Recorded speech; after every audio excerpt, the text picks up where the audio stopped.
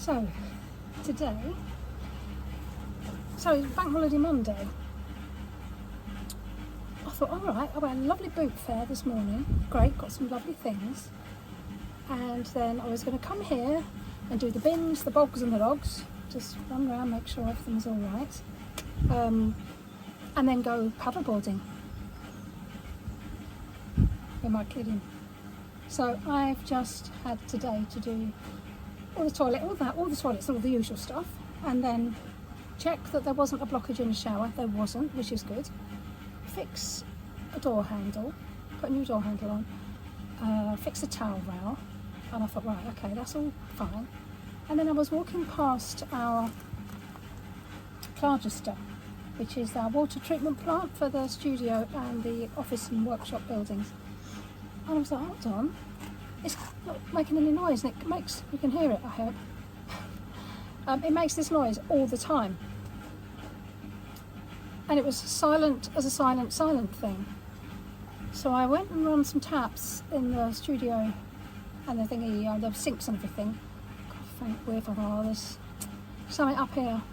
And then I remembered the thing that had gone before, wrong before, was little things called diaphragms inside the pump. It was a pretty good job I pay attention, wasn't it? Anyway, so I knew we had a spare set in stock, belts and braces. So I went and got them, looked up on the oldie YouTube, and after about 3 attempts at getting them in the right position, it finally has worked. I cannot tell you, it's a moment.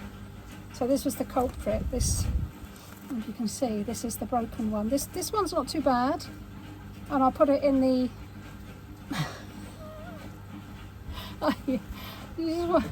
this is what I found. Things in boxes everywhere, you know, that might come in useful one day. Well, that's the question. Do I keep the one that's not quite broken, or I throw it out? I'm going to order some new ones tomorrow anyway, so we'll have a spare set. So I don't think I need to keep the not quite really good one, do I? We'll see. Anyway, the main thing is the Klargester. I've got to put that top back on, but it's Klargesting. So all is well in the world with me.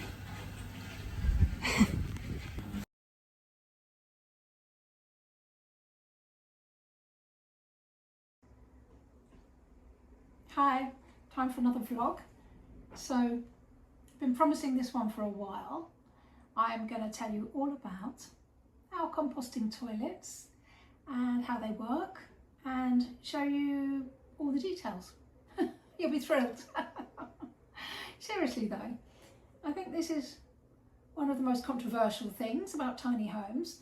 If people aren't used to them or have never used before, it kind of freaks people out, the whole idea of a compost toilet. But I'm going to hopefully change your minds and reassure you, and see what you think. I'm aware that it probably loses us bookings in some ways. Well, not in some ways. I'm aware that it loses us bookings because some people go, oh no, thank you.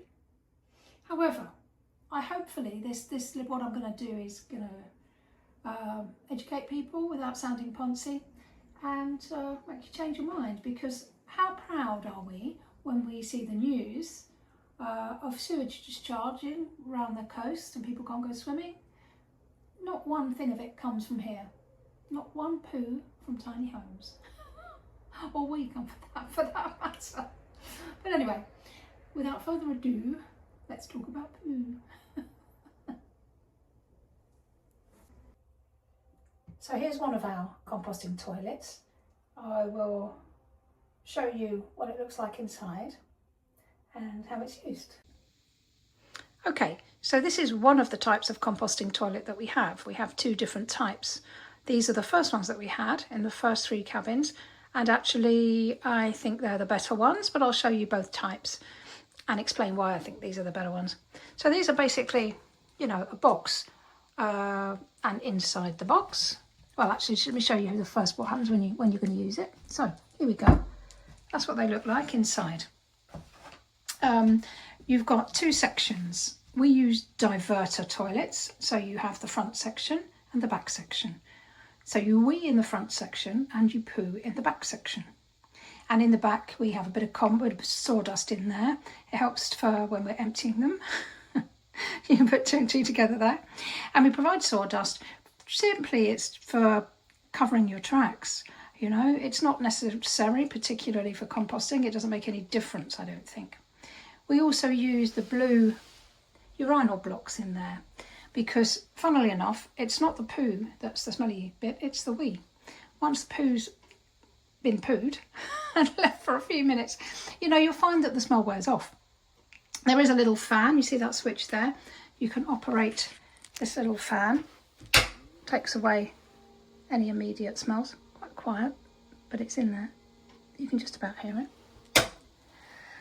And it's as simple as that, really. And then what we suggest is that people use, we usually have a jar or jug for it.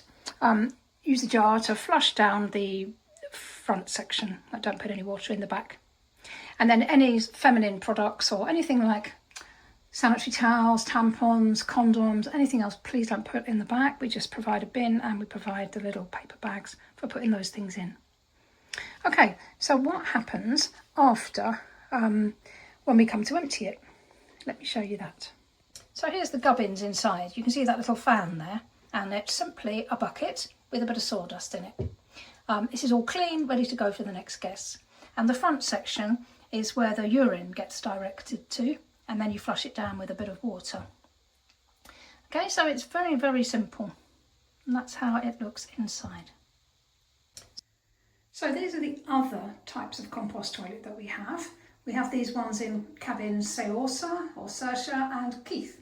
So you can see how these ones work. They're quite sleek, which is what we were drawn to that aesthetic of them really, and they are good, they do the same thing. And this is what they look like inside, you can see that. But what you do have in here is a modesty panel, so when you've got a poo, you can cover it up and add a bit of sawdust. So, you don't have to have that bit open all the time if you're offended by it. And then in the back section of these, there is a composting bag. I genuinely think the other ones are better. They're sturdier, I just think the bucket thing is better than using the composting bag, because truth be told, the composting bags take flipping ages to compost, don't they? But here we are. We have 2 of the ones like this. But if you're starting out and thinking of putting a compost loo, there are different models available now, and there's lots of different ones.